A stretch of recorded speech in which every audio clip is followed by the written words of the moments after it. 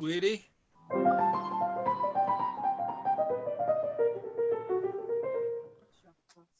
Emiko Hayashi's here in the house.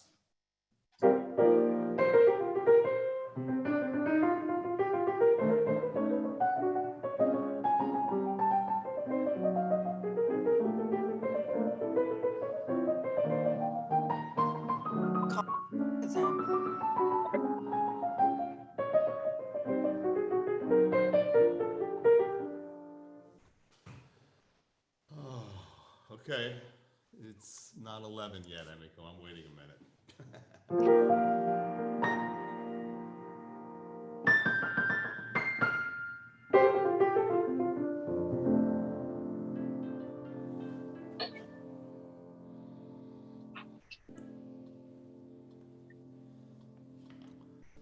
Hello, Emiko. We're just waiting for somebody to. I'm going to sign. I'm going to start in a little while. Marco, you there? Yes, he's there. Yeah, I'm mute. Should I begin this workshop? Or should I wait another 5 minutes? I'm not talking. You can play for another minute and then start. Okay, cool.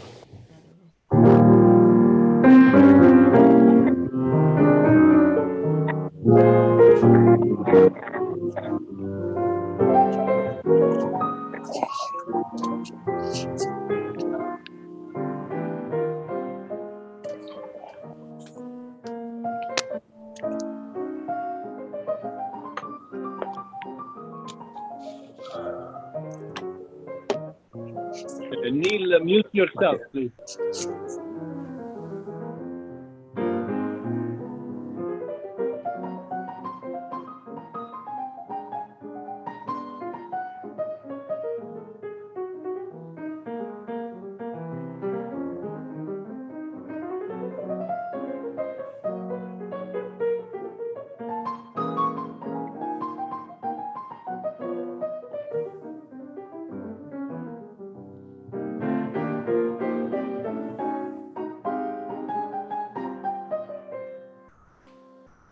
Okay, I see a few people out there. Who's out there? Nell Journey. I don't know you, but I'm glad you're here. How you doing? I was recommended by John Papernak. Very nice. He's one of my better students. Ah, okay. All right. How you doing? I'm glad you showed up. Thanks. Thank you. Anyway, there's other people out there on Facebook and YouTube, I'm sure, as it's streaming everywhere now for this workshop. And people will be jumping in, I'm sure, in and out over the next hour. So what I wanted to really discuss today was ways to construct a solo using several different elements in the music. And you can start at a very simple place by just going 1, 2, 1. I'm sorry. Do me a favor. Can you mute yourself if you don't have a question? If you have a question for me, you can unmute, of course, to talk. So here's another one coming in. Cool. Welcome, John DePinto. Hey, Mark. How are you? Good. How are you? Very good. So what I wanted to really start with was, elements. When I teach jazz improvisation skills and jazz studies in everywhere that I teach, in every school and every student that I have, basically, I try to enlarge the language of the student by feeding them different elements that you can play. Of course, teaching some of the basic rules of what you can use on what chord, how you can use this on one chord or that on another chord. But, scales, chord outlines, things like that.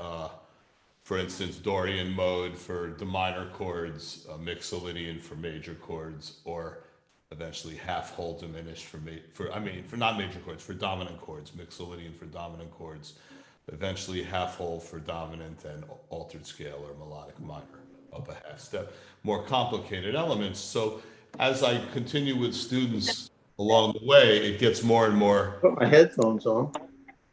Me? I need headphones?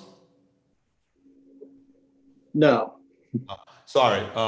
If everybody mutes themselves,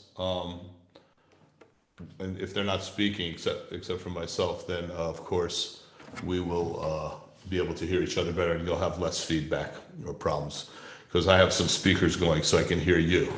Anyway, so an element in music could be, I consider that like an element is equivalent to a motif. It's equivalent to a motif.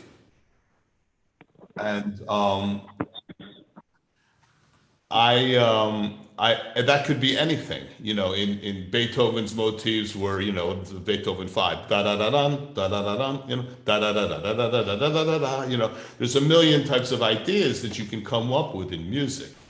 I mean, it's limitless, it's infinite, the possibilities of what you want to create as far as an idea, a motif. Now, when I teach in elements, those elements are basically motifs. So you can take the simplest thing like, I like to box. So you could think of the old 1-2, like I work with numbers a lot in improvisation, particularly with the chord outlines. People learn 1-3-5-7, 3-5-7-9, 5-7-9-11, and 7-9-11-13 in every key, in major and minor, for instance, in chord outlines. But when I say 1-2-1-2, I mean a simple element like,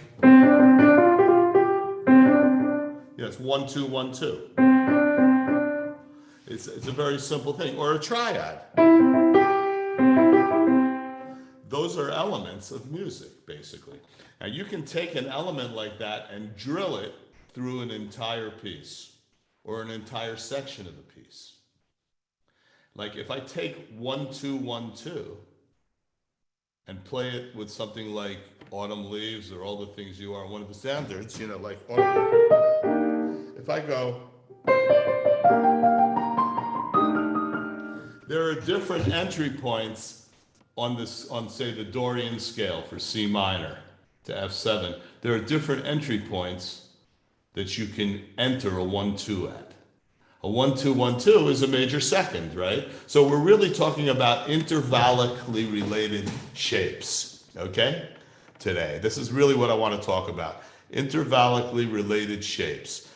Now look, I'm a believer in learning jazz improvisation from the old school. I really am. Transcribing from records, transcribing anyone's solo, including myself, and stealing lines from the person is how we all learned, okay, in the old days. There was no YouTube, there was no iTunes, there was no tempo or anything to slow things down so you could transcribe easily. We were dropping the needle in the old days on the turntable. So this, it's a lot easier to transcribe today, but that's really old school. Learn all the solos of, any bird. Learn all the bird solos, or learn one or two really well, and boy, will you get mileage out of that. Tremendous mileage.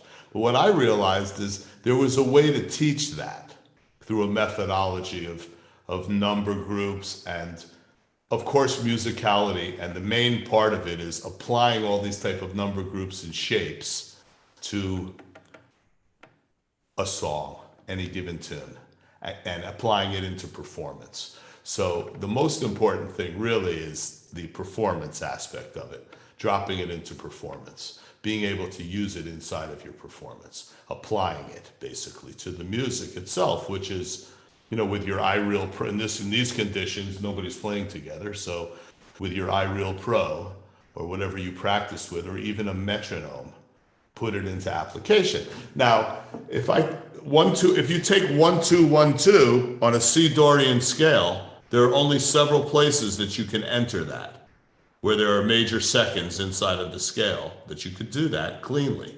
And there's only a couple of points. It's on C, on E flat. You can't do it on D because that's a half step. It's a different shape. You understand? You can't change the shape. The shape is the shape. So what we're talking about is taking individual shapes or motives, in this case, or elements, they're all the same. I consider them the same, and entering them into a scale. on 1, on 3, on 4, on 5, and on 7. But really, the easy way is to just do it up by, up on 1, 3, 4, and 7, or on 1, 4, and 7 gives you a fourths effect. So an element like that, to learn it in every key, you need to practice it in every key, obviously, to be able to apply it, okay? Now, if you did, the way to do that would just do cycle of fifths with that,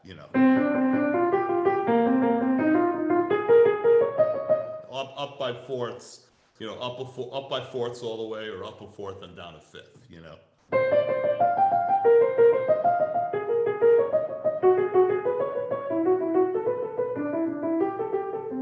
So you need to drill things that way to get them down in every key. That's part of the technical. Inside of your practice, you have to split your practice up very carefully when you practice. And it has to be very efficient. And the way to be efficient is to do 50% of your practicing perfectly, of course, slowly and perfectly, and getting it down perfectly legato and gorgeous. Make it sound like, Yitzhak Perlman playing the violin. I mean, you have to make it sing. So practicing different elements in all keys is part of the technical aspect of your practicing. You should split your practicing into 50% technical, 50% application with the iReal Pro, I guess, in this particular setting that we're in, or even when we're not. I use the iReal Pro to drive me because it creates bass and drums for me, and I can play endless choruses in any key at any tempo. So it forces tempo and form. I'm not a believer in playing with machines that much. I don't like it any more than anyone else. I'd rather play with people all the time, but unfortunately I don't live with a bass player and a drummer where I can do that. So I use the iReal Pro, and it drives tempo and form for me at any tempo, which really helps me get better. So that's the entry points on 1, 2, 1, 2, on 1, on 3, on 4, on 7, 5, and 7. Okay. Now I can play that through to help that drive me with lines. Okay, on a tune. Okay, I can't turn the iReal Pro on because you won't hear it very well, but I'll play solo, just a couple, like even one chorus on Autumn Leaves, and just play 1, 2, 1, 2 all the time. Now, the reason I can do it on a tune like that is because there are entry points on the dominant chord, and there are entry points on the major chords too, as well for that. If you take a major scale, if you take a Ionian major scale, a C major scale, the entry points are on 1, on 2. It could be really on anywhere because it's whole steps all the way up except for between B and C and E and F. But you could do it on 1, on 4, on 5. It's good to pick like just a few of the entry points. You understand, to simplify your approach. 1, 4, and 5, say, major. Or just 1 and 5. So if I'm going through Autumn Leaves, and I do it with substitutions, on the B flat major and E flat major, I can show you those changes by share screen.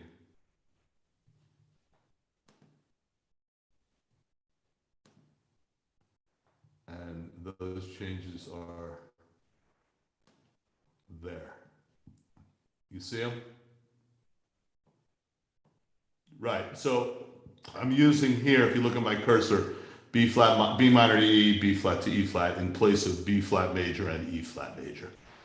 Just because, for drill's sake, I like to add a couple of 2/5s in there. You get extra 2/5s to work on.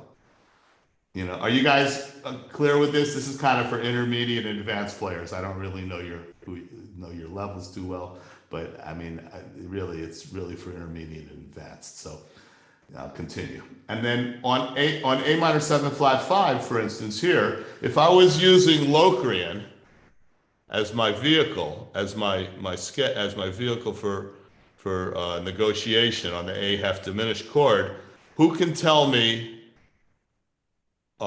where the entry points are of 1, 2, 1, 2. Just, unmute yourself and speak if you can. Anybody at all? Yeah, Okay, did you say on the A minor, right, on A half diminished. you can start on A, well, no, am I wrong? No, that's not right. You can start on, B flat, right? Yes, that's correct. You C, can't start on A because it's a half step. A Locrian is a B flat major scale, right? yeah, which one? The Locrian is the weird one. Well, it's the 7th mode in a major key. So it carries a B flat major key signature, and it starts on the 7th degree on A. So it's A, B flat, C. It's a B flat major scale starting on A.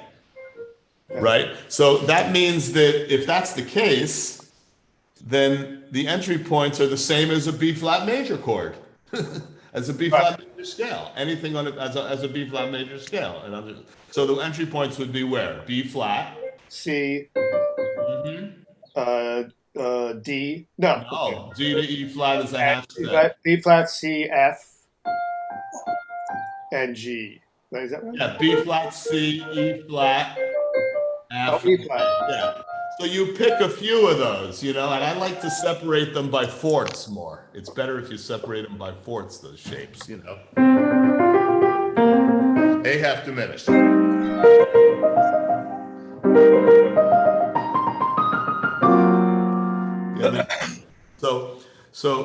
So if I was to go through the whole, now on a dominant chord, you can do that in an altered fashion by using it on 1 and tritone on an F7.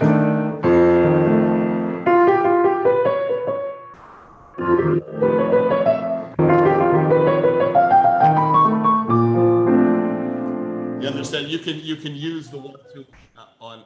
It's good to use it on the root and the tritone. It works incredibly.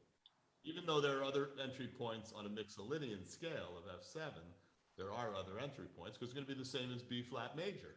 Is there any questions from anyone? I know that people on YouTube and Facebook cannot respond that way with questions, but you people here on Zoom can.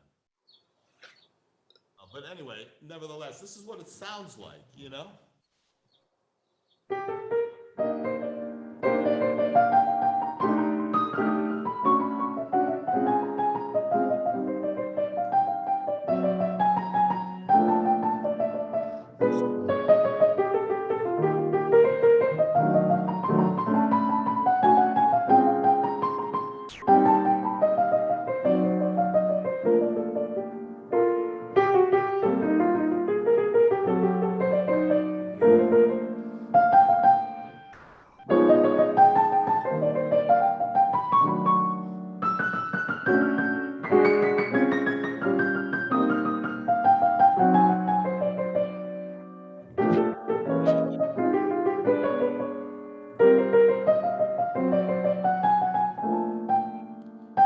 See what I'm saying? So you can use that to help you create lines, okay?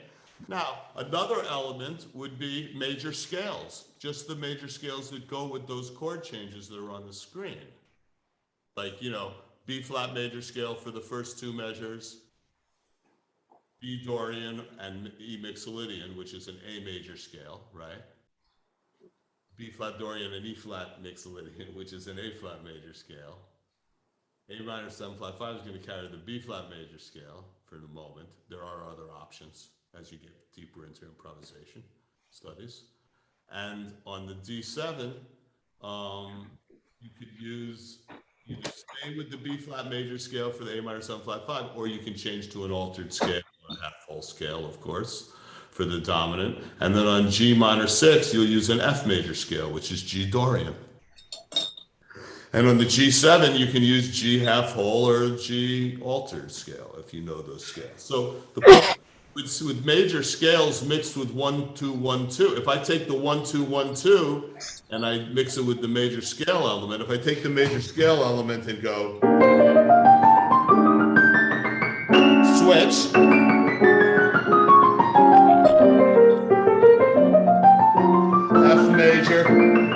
C, B flat, A flat, B flat major scale. So I'm just playing the major scales really, which is the modes. You know, Dorian mode, Mixolydian mode, and I have Locrian mode on this set of changes on the A. That's just 3 modes, you know. Now I can mix that scale thing with the 1-2-1-2, and then it begins to evolve. Your lines begin to take shape that way. I could go.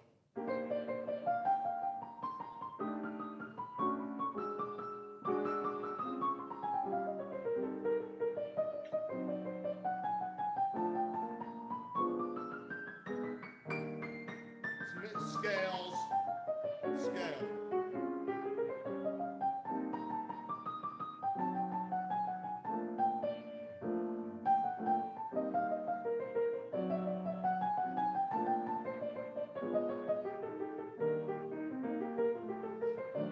Scales.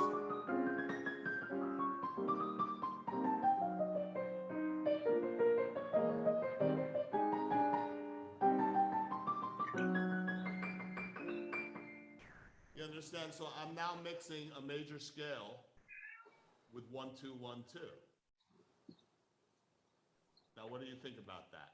Any questions? Any comments about the concept of taking major scales and a shape?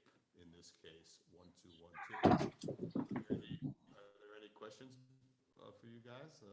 Anybody at all? No?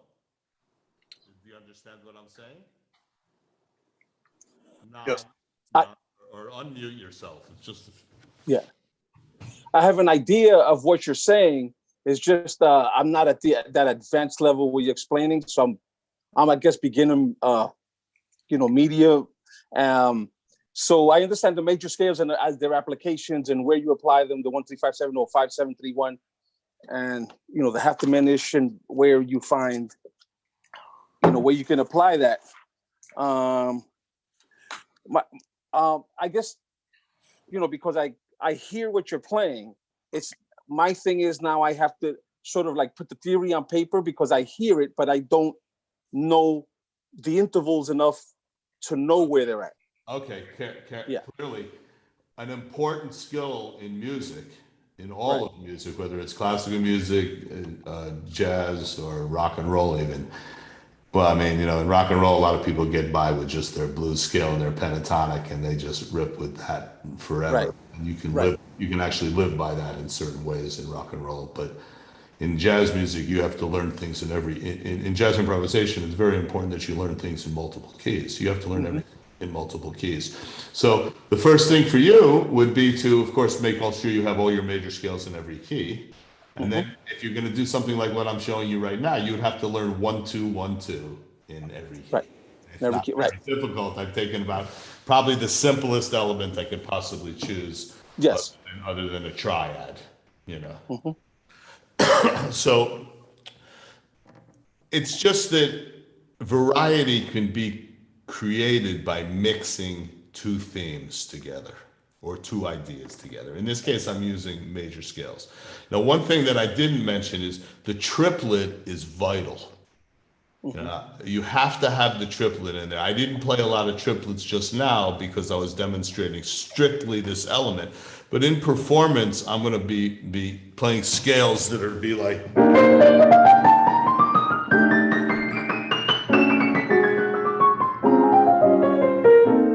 Using ya da da da da da da da da da da da da da. You're going to use triplets in there. So that immediately makes things sound like jazz right away. When you add a triplet to anything, it's like it's like the way we cook. You add a seasoning, like you add a seasoning to a meal or a salad or something. The triplet is the foundation rhythm of all of this music, of the jazz music. Without the triplet, it's really not happening. So you cannot, without that feeling, you need that triplet feeling of dang, dang, dang, dang. You need that feeling. So the triplet is probably the most important rhythm in jazz, you have to have it. When somebody's just playing straight eighth notes the whole time and never swings never turns it around with any triplets like that, it becomes very too strict, too straight, and it doesn't swing right. It doesn't always swing right, So you have to learn to mix major scales, triplets, and eighth notes through changes, through the simplest set of changes, the 2-5-1 and B flat.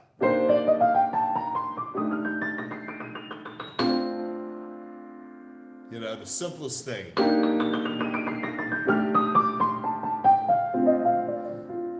You have to learn to mix triplets and eighth notes, of course.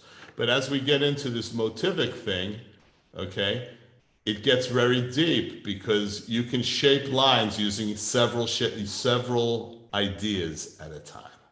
Okay? Now, if I change ideas from 1-2-1-2 to just playing, say, the triad of each chord.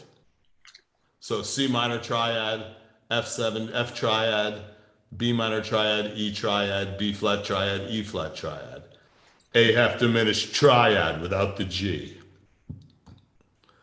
D triad, G triad, G minor triad, G regular triad, dominant triad, my major triad, right? And so forth through the whole tune. That's another element where you can go.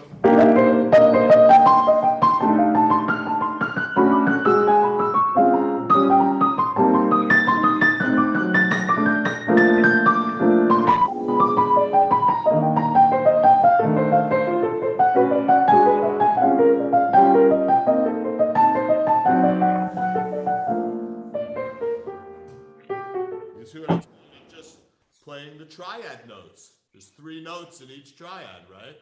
So I'm just grabbing 3 notes. Now what if I mix that with 1-2-1-2?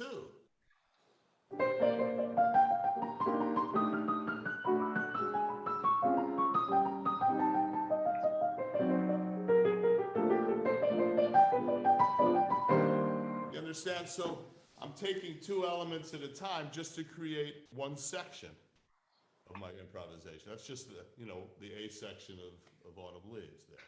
So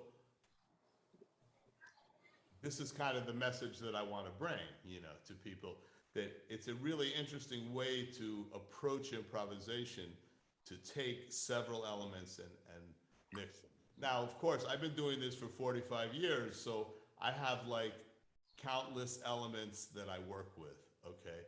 You can use fourths, you can use fifths, you can use any one of the intervals to drive your lines, and you have the chromatic scale, and you have other types of scales, pentatonic scales, So when you take 2 elements and approach them like that, it creates some real magic, okay? And then, of course, there are always your sort of go-to things that you play in a blues fashion, you resolve to G minor, whatever,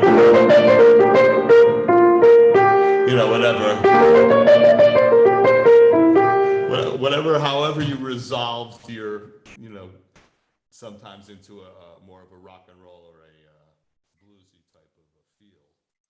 It's important that the bluesy feel the music always. So when you play F7,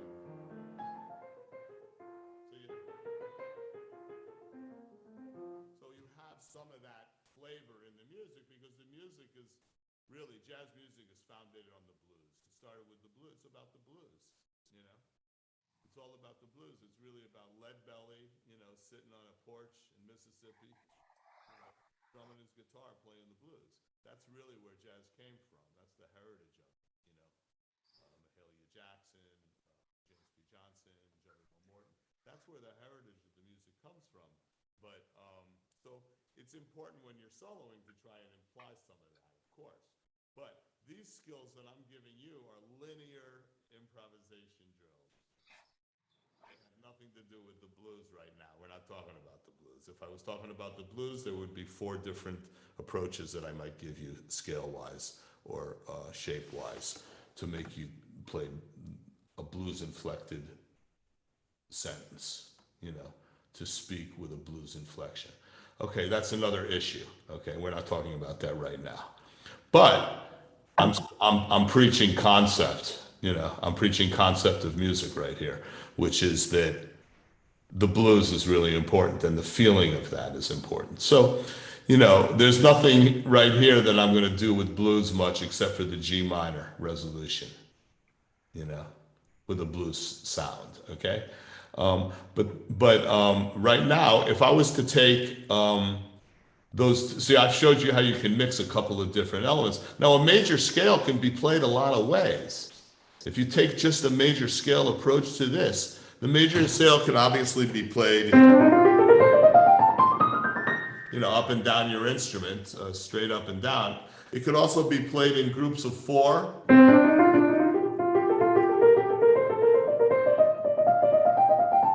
It can be played in 3 groups of 3. It can be played in groups of 2. I mean, you can play a major scale a lot of ways. You can play it in thirds, in sixths. There's a lot of ways to play it. You can play it in chord formations. Down the scale, all the modes. So these are different technicals that you could apply, but you could play that through a song, even that shape.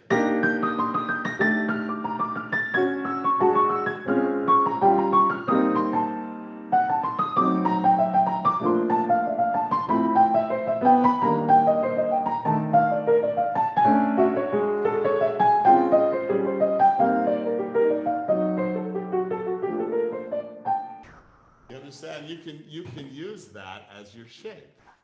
So for me, the way I teach this is that the real path to jazz improvisation and strengthening your linear improvisation skills, which is really what a lot of people are trying to do. Pianists want their right hand to be their voice. Your right hand is your voice. If you're a saxophone, that's your voice. It's a one-handed instrument, so to speak. Two-handed instrument, but your voice is the whole horn. For the piano, your voice is the whole horn, but the right hand is your lead voice when you're soloing linear. If you're soloing chordally, then both hands are your voice. On guitar, same thing. It could be chordal or it can be linear. Saxophone doesn't play chords very well, or trumpet for instance, right? So you're not going to be playing a lot of chords. The closest the saxophone can come to a chord is a multiphonic, which is playing you get 2 tones at once. It's a strange thing. I don't know how they do it. But anyway, so that shape,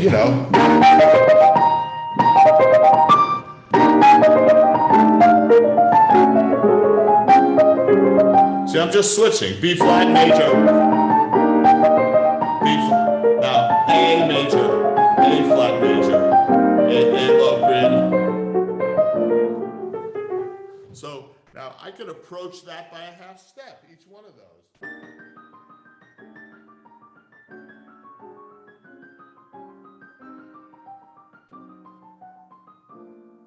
You understand? So all of these different elements have to be taken apart, okay? And that's the way I teach people. I feed them elements. So a good way that one of the things we're doing with the New York Jazz Workshop I teach 2 combos on Monday nights, and the New York Jazz Workshop, it's the school that's, supplying this. Mark, I'm losing your sound. One of the things that I do, you hear me now? Yeah, it seems to go up and down. The microphone is over here, so when I lean towards the computer, you lose me a little bit. Okay, I'll stay here. Okay. So, sorry about that. One of the things that has taken shape on my combo is normally the combo has there's 2 combos, and I highly encourage you to enroll in any of them because we work through these elements weekly. Every Monday night, I have 2 combos, and we used to play a lot together. We would work on elements, and then I would count off a tune, and everyone would play, and we would have a great time, jamming together. But now with this pandemic, That's changed. And what that's done is brought some good points too. Okay, the pandemic obviously is horrible on the social level and on the personal level. We're losing lives, but it's changed the way people are teaching everything. It could be anything, math, music, science. It's completely changed it all because everything's on the internet now. So instead of me counting tunes off, I'm feeding assignments to my students that they have to write out every week. And the assignments are things like write out 1 2 1 2 on all the things you are, all the way through the tune, using these rules. And I give the specific rules that I've given you pretty much. Just find the entry points, enter on one and tritone on a dominant chord, you know.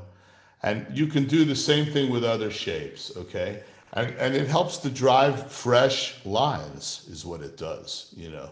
This approach, it helps you get much more fresher lines that you won't repeat. You'll never be able to repeat what you play is the point with this approach.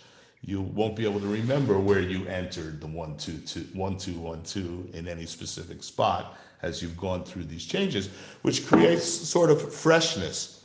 Now that combined with transcribing and learning solos of Charlie Parker and learning solos of Louis Armstrong, learning solos of McCoy Tyner and Herbie, and the combination of these drills that I present, and there are many, many more, obviously. I'm taking it slow, I'm trying to take it slow here so people understand what I'm saying. And then learning to apply them, these shapes, it helps you technically, mentally also, because you have to think ahead very much in order to execute this. You have to think ahead of the changes. You have to be ahead of the changes, you know, always. So in application, some might say, how do you apply? The way I apply it is I usually take several elements at one time to create each line. So like I said, I might take 1 2 1 2 for a second and switch to major scales. You know, I might do this on major scale.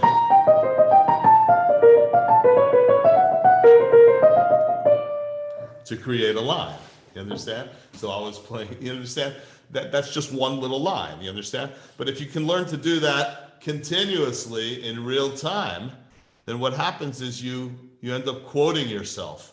And when you quote yourself with rhythmic development and strong rhythmic development by taking different motives like this and playing them through changes, it makes you a better improviser all around. It just improves your skills. It sharpens your improv skills, you know. I truly believe that. It could be, now let's take another element. Let's take, okay, I'm gonna take a slightly more advanced element. Let's see, we got about 23 minutes left here. So actually, let's change the 1 2 1 2 and make it 1 2 3 5. So 1 2 3 5 is something that kind of Coltrane made kind of famous, you know, on giant steps. He played it a lot on his solo, you know.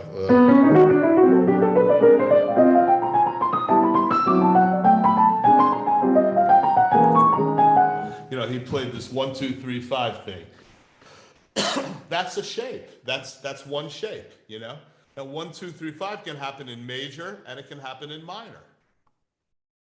Right? So the gentleman who told me before the 1 2 1 2 entry points, tell me the 1 2 3 5 entry points on a C Dorian scale. It can be a minor 1 2 3 5 or a major 1 2 3 5. Now the intervallic structure of the major 1 2 3 5, the intervallic structure of that is major second from say C to D, major second from D to E, and then a minor third from E to G. Correct? Yep. Right. So now if you do that as a minor 1 2 3 5, it's a major second from C to D, a minor second from D to E flat, and a major third from E flat to G. Right. So give me the entry points on C Dorian, minor or whether they be minor or major. The first one is on C, right? It's minor. You could do a major starting on E flat. Correct. Correct. Major on F, right? Yes. And then minor on G. Correct. And then you can't do it. Well, you can't do it on A really. Correct. You cannot do it on A. And then on B flat, you could do a major. Correct. So there's C, E flat, F, G, B flat, and C. Right? That creates a C pentatonic scale, C minor pentatonic. The bottom note of each one of those is a C minor pentatonic, just in case you're interested in. The notes you just chose. It's all C pentatonic. Now, if you use that as a basic, those are your several entry points. Grab any one you want whenever you can, right? And then you use it the same 1, 2, 3, 5 major on one and the tritone of the dominant chord. So if it's F7 on F and B major.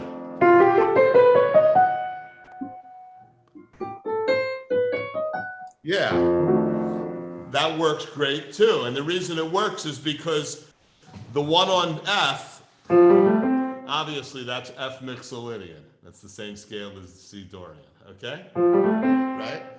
The one on B has which notes on F? Of F7? Sharp 11, right? The B is the sharp 11. The 5. C sharp, sharp 5. The G sharp or E flat is the 7 of the F. And the F sharp or the G flat is your flat 9. So you have 4 of the altered note, you have 3 out of the 4 altered notes in that shape. B, C sharp, and G, B, C sharp, and G flat are altered notes. Those are alterations. They're called alterations inside of a dominant chord, right? They resolve F7. So that has a nice sounding resolution to major or to minor. You can resolve to either. And if you did that shape on Autumn Leaves, using the corresponding minors and majors in the 1, 2, 3, 5, and go through the whole tune that way, it's quite an accomplishment. Is all I can say. It's quite an accomplishment, and it really enlarges your palette of language as you get more into it and can continue to do it, you know.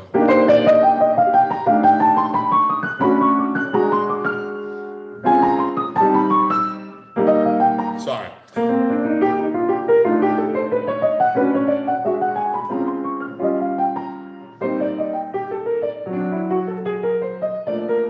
Also, you can do them backwards. It doesn't have to be forwards. It can be backwards. You can do it either way. So it's like a juggler. Think about a juggler with 2 balls. He's juggling 2 balls, right? Then he adds a 3rd ball, and he's juggling 3 balls. It's harder, right? Sometimes they add a 4th ball and they juggle 4 balls. Impossible, obviously. But you can go forwards or backwards. It creates great variety.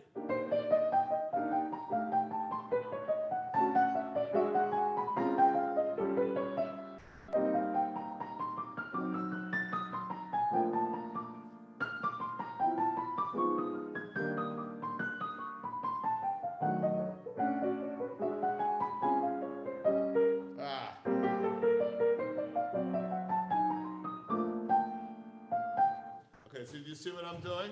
Now I could mix that with, I could take one of those lines and turn it into 1, 2, 1, 2, you know, whatever.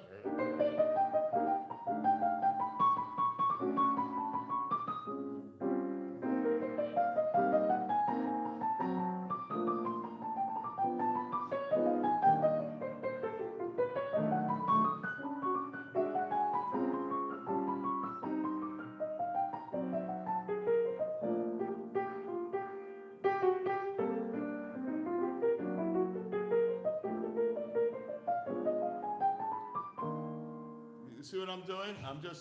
You can mix them. So that if I have 1, 2, 3, 5 down, and I have 1, 2, 1, 2 down, and I have major scales down, then I can juggle 3 balls. Is that clear? Yeah. That's really what I'm talking about, okay? Now, there's countless elements that you can use, okay? Now, how to put them into, now, one good thing to do when you're improvising in general is to think in 4-measure phrases, in even phrases, where you quote yourself, you go.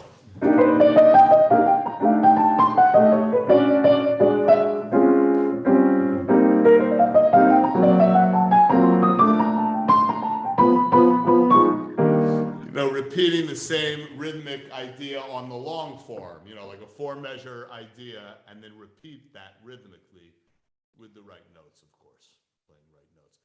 This is really speaking musically, okay? When you speak that way, you speak very musically.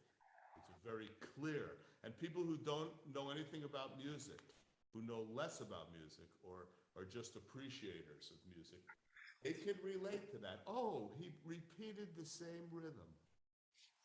It sounds, even a non-musician, a layman, can relate to that somehow. It somehow equates to like a funk beat or a disco beat that made people dance in the 80s. It came with that beat. People started dancing in the streets, okay? The repetitiveness of this. So repetition is huge in music, Not repeating your ideas, we don't want to do that, but repeating rhythms is really huge inside of the musical spectrum of all music, repeating rhythms, repeating motifs.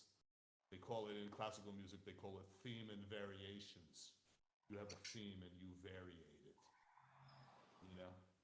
You have an idea and you change it. So the idea is 1, 2, 3, 5. I'm changing it by going 5, 3, 2, 1. Is that clear? And these are the kinds of moves that create great improvisation, freshness in your improvisation. Freshness, and also being able to do those kinds of shapes in every key through a set of changes, is a challenge. It's like a sport, in a way. So, you practice technically that stuff, and then when you apply, you just play. You just play and express yourself by creating little sentences and statements inside of the music, using the correct notes. These are the mystical things that many people are always trying to figure out. How do they do that? How does it sound? Why does it sound on a dominant chord? This. There's all kinds of motives. There's diminished shapes. There's the diminished modes. There's the major modes. There's the minor modes. There's the altered modes. There's all kinds of shapes inside of all these different scales that I'm talking about that can be created. If you get consistent with that and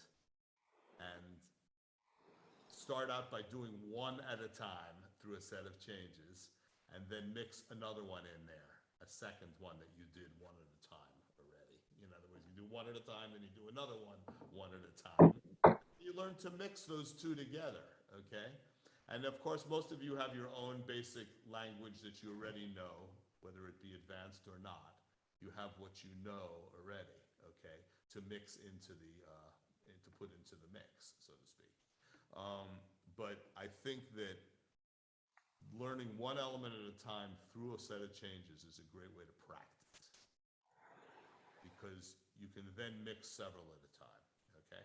Now, if I get into some more complicated elements, you can really go the long way. I have a thing called the 6/9.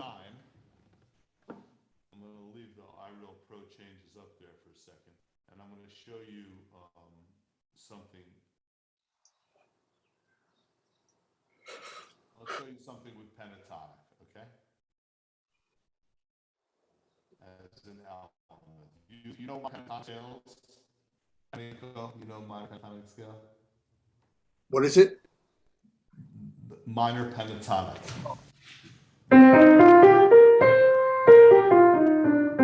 some, it's all 1 minor 3 4 5 minor 7. 1 flat 3 4 5 flat 7 1. Right here, up here, I have a formula for pentatonic. If you guys want to take a picture of this piece of music paper I've got up here, it'd probably be a good idea if you can, or just go, if you have a Macintosh computer, just go Command Shift 3, and you will have a picture on your desktop of this. You should also do that on iReal Pro with a set of changes I gave you. Uh-oh, my battery's dying. Oh no. Okay, I'm back. So right here, what I've prescribed is a formula of how to use pentatonic, this minor pentatonic scale, inside of, and you can look up what a minor pentatonic scale is online, the notes of the pentatonic scale. I mean, I didn't write that out for intermediate students. I shouldn't have to write out what a minor pentatonic scale is, but if you don't know what it is, you can find it online. Here I've prescribed. Yes, You sir. can't see what's on your screen. I'm sorry? I can't see what's on your screen. You don't see this piece of music paper here? No, I see you. Wait a second, let me reshare the screen. Let me reshare screen share.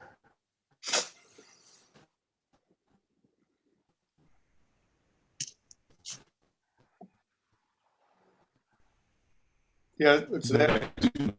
Got it. I see it now.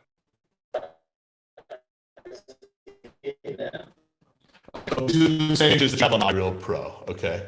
The chord changes are on the top, and on the staff itself, I've written out some letters. And those letters are, each one of those letters on the staff, in parentheses, is a minor pentatonic scale. So it would be like D minor pentatonic, D minor pentatonic, C sharp minor pentatonic, C pentatonic, as you go through the measures. You see that? Mm-hmm. Okay, so if I know my pentatonic scales in every key, and for this particular tune, I just need to know it in D, C sharp, C, F, A, E, B flat, then it repeats, and everything's repetitive. Mm-hmm.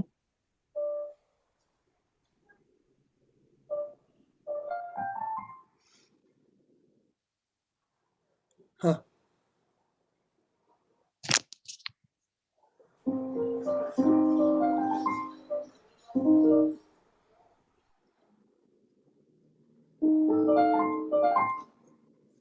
C sharp.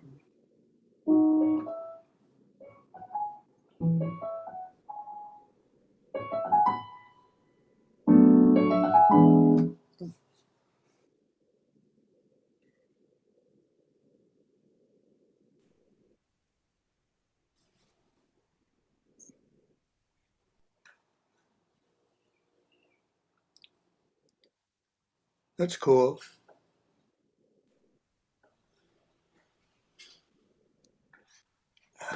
Lost.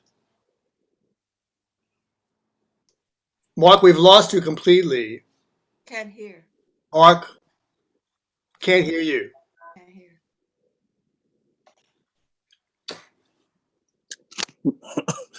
I hope he didn't mute himself.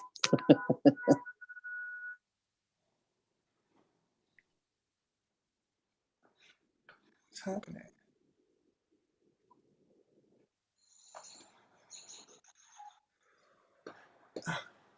Oh, that's his.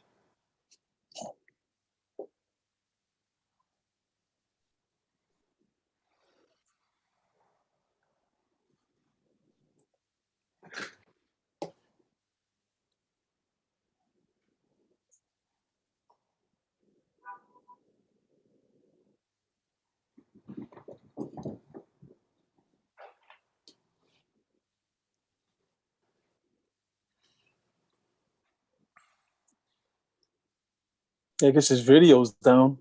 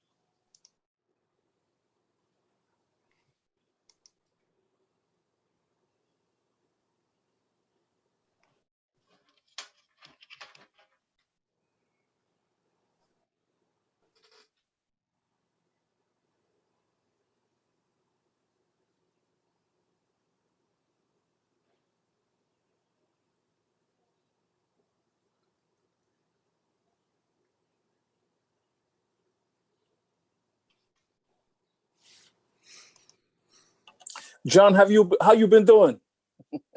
Good. How? Good. Yeah, I'm good. How are you, man? Good. Yeah, well, while he comes back, basically, he hasn't come back yet. No, I don't know what's going on, man. And nothing much, just over here isolating. You're in the East Village, right? Is that where you live? Yes. Mm-hmm. Yeah, across the street from the river, but I don't go to the river. Oh, really? Oh, wow. Oh, so you're way Yeah. on the east side, man. Yeah, I just go out maybe once a week. That's about it for a while. But I should be starting to come out again. Yeah, well, the weather's getting warmer now, so I'm going to be going. Yeah. I try to this- go outside a little bit every day, just Right. to break up the monotony. Yeah. Yep. It's actually been cool, though. It's nice to have time to work on stuff, Mm-hmm. Definitely. without having to. There he goes. He's back. Okay, I'm back. Okay. Can you hear me? Yes. For Christ's sake, man. Jeez. What a pain in the ass. I had to totally log off and go back. So, okay, so where was I? Okay, so now share screen with this. Let me share screen. Let me share screen with this Autumn Leaves pentatonic paper. Open it up first.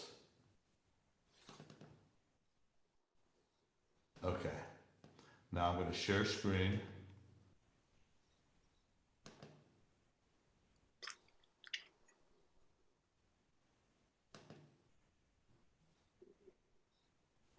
Come on. Doesn't like it.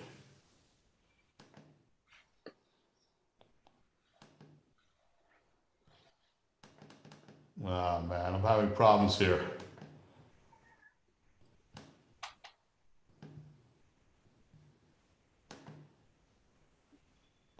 Can you hear me? Got it. You can see it? Yeah. Okay, we're Yes, back. there you Okay. go. So you basically have to know the minor pentatonic and all those keys in order to execute this. Now, if I was to do that in a simple format,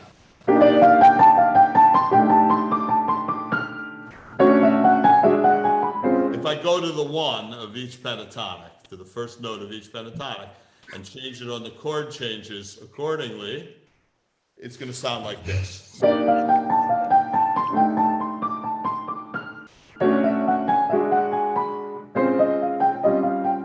Then C for the A half diminished. Now F for the pentatonic, because we said that gives you the altered sound. I mean, for the dominant, if you do it off of the minor third degree on the dominant, it gives you the altered notes. It gives you on a D7, F, A flat, B flat, C, E flat are the notes of the F pentatonic, right? That's the sharp 9, sharp 11, sharp 5, and the 7th, and the flat 9. It has many of the altered notes in it. Same way the 1, 2, 3, 5 had it. You understand some of the altered notes on the dominant, the 1, 2, 3, 5 on the tritone. So when I go from the beginning,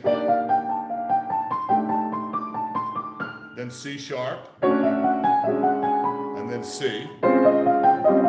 Then C again on the minor third up from the A half diminished. You use the B flat major scale, so C minor is part of B flat major, and that makes sense. And then F for D7, and then A for G minor, and then B flat for G7.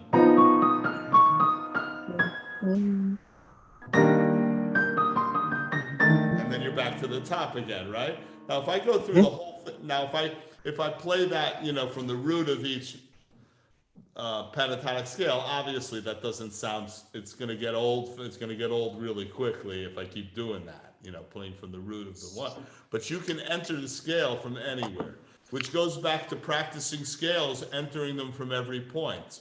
What I said before about major scales, playing a C major scale. The length, but also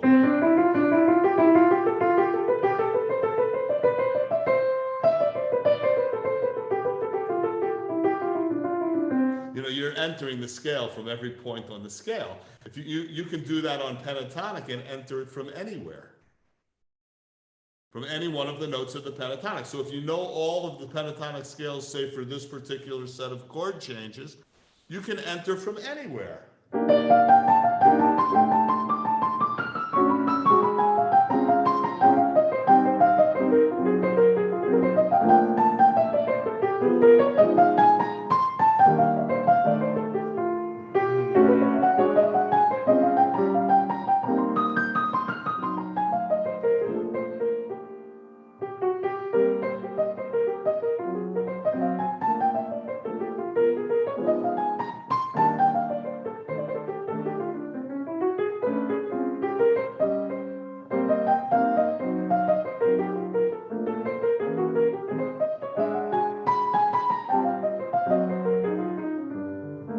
You understand? So you can enter those from anywhere and create any shapes you want using just the notes of those scales.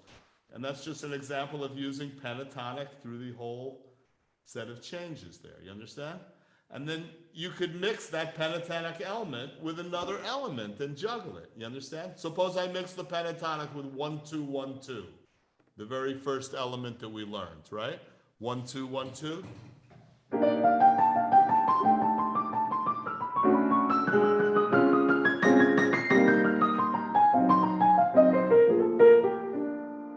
You understand?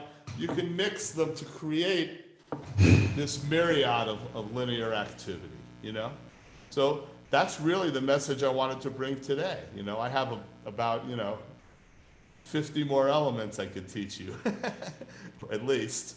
But we only have an hour for this workshop. But I highly encourage you to enroll in any one of the combos for the New York Jazz Workshop, really. But my combos I consider them to be very valuable, simply because my students have grown big time. I've watched them over the years. I've been with this organization 8 years, and I've been teaching that combo on Monday night for that long. And there's an more advanced combo and a slightly less advanced combo, but they're both great, and the students are great. And or you can of course reach out to me for private lessons if you're interested in that. I do a lot online now, of course, and I have been for 10 years teaching online. And this system, this methodology I have is very effective. It's very effective, and it's effective for advanced people. I was playing these drills in the room at Juilliard one day, and Steve Wilson and Ron Blake came in asking me, "What is that you're playing?" They wanted to know so badly. What is that? And I said, this is some drills. This chord outline drill I was doing is a drill that I use to get inside of chord changes. It helps me get in them. It helps me learn them, memorize them, play them better. And they said, "Wow, I got to take a lesson with you. I got to learn that." And then Ron said, "You have to put it in a book. You have to put some of this stuff in a book." So I did that. I have a book called The Skills for the Poetic Language of Jazz Improvisation, and it's been pretty, a pretty successful book, and I think it's helped a lot of people, So I'm just trying to, help people and make people grow in the music. But this type of approach to practicing, learning in the circle of fifths, different shapes, chord outlines, you can create your own elements, really. If you're smart enough with it, you can be very, just aggressively create those elements and learn to apply them into the music by playing it slowly at first, of course, with the iReal Pro or even without it, just with the metronome, I just find that a great way for teaching this stuff to people. And truthfully, I believe it now. It took me many years to really realize that this methodology works. But the reason I developed this is because it kind of worked for me. It helped me learn how to negotiate chord changes better and become better at that. And then it's all about just memorizing tunes and memorizing different sets of chord changes and just memorizing lots of tunes, learning lots of tunes, But if you can learn to apply several of these drills really well on one tune and stay with one tune for a long time and learn to apply many of these different elements, if you can get a real high level on one tune, applying it to other tunes is it becomes much easier on the backside, you know. So I truly believe that, and that combined, this type of approach, this type of methodology, combined with transcribing. You have to transcribe. You have to transcribe, and I promise you, when you transcribe, you will hear many of these types of elements that I'm giving you. If you transcribe Coltrane, you're going to hear a lot of that. If you transcribe McCoy Tyner, you're going to hear a lot of pentatonic and use of it in different ways, and a lot of it is the way I'm prescribing, you know. So, you know, that's it. Any questions from anybody, or comments on the system, or comments on what you're, you know, would like to do with it, or anything at all? I'm here, you know, we can go another few minutes. Mark, is your book available through the workshop? It's available through Google Play, and it's also available on my website. However, my website's being revamped because I was with this company, Dynamod, and they went out of business. I've been with them about 15 years. Yeah, no doubt. On the website. It might still be up. Let me see if it's still up. I'm not sure. I can check and see. If it is, it's available on that platform, on markshermanmusic.com.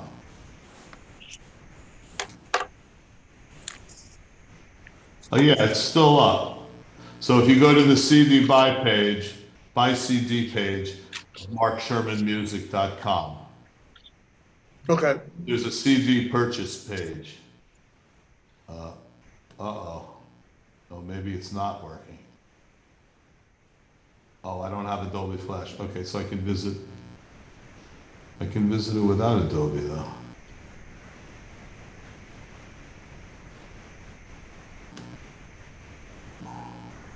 I thought you could go on with this without it. It's also available, yeah, it's available on Google Play with the download. It's cheaper too. Okay. You know, PDF, you know, it's like $17 or something. There's a way to get on this site without, HTML version. There we go. Mark, what's the name of the book? It's called Skills for the Poetic Language of Jazz Improvisation. Okay, great. And here, can you see the screen? Yeah. Yeah, there it is. If you go to Books and Lessons, it's right there. And all you have to do is push buy CD. It says CD, but it's a book. You just push it and it gets mailed out to you right away. Okay, great. And Mark, and didn't you? And there's a supplemental video that's here also. On YouTube. Yeah, there's a supplemental Yes. video for the book that Right. helps you with some of the skill sets, you know? Right. So yeah, that's where you can get it. Right. Okay, cool. Okay. So I hope you guys enjoyed you know, some of these things I brought forth, and it's really conceptual stuff, and I have a lot of more elements, of course, but the concept of taking major scales and one element at a time and practicing it through a specific set of changes, that's how you should practice. It's a great way to practice, okay? It's kind of teaching you how to practice today, you know, Right. in a way. And then there's all kinds of elements, and you can hear them on all your favorite recordings, you know. So,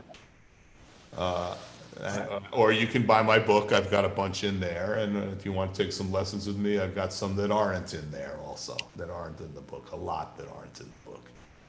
The book is for intermediate to advanced players, and it's also got a business section. It's half of the book. The book says Skills for the Poetic Language of Jazz Improvisation with school and career guidance. So it talks a lot about, half of the book is about the music business, which I felt was important because I don't want to teach jazz improvisation skills without telling you something about the business and how you might possibly get a gig, you know, doing it or make a living at it, as many are trying to do that.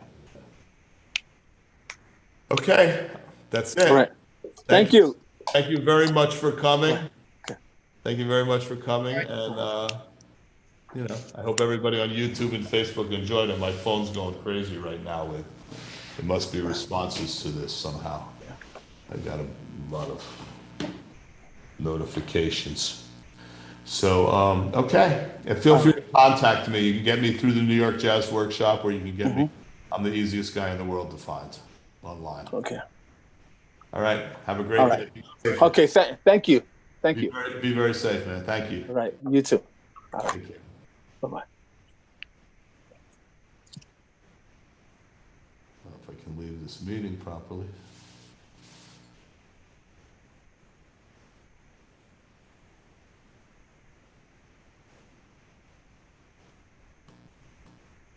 Stupid computer.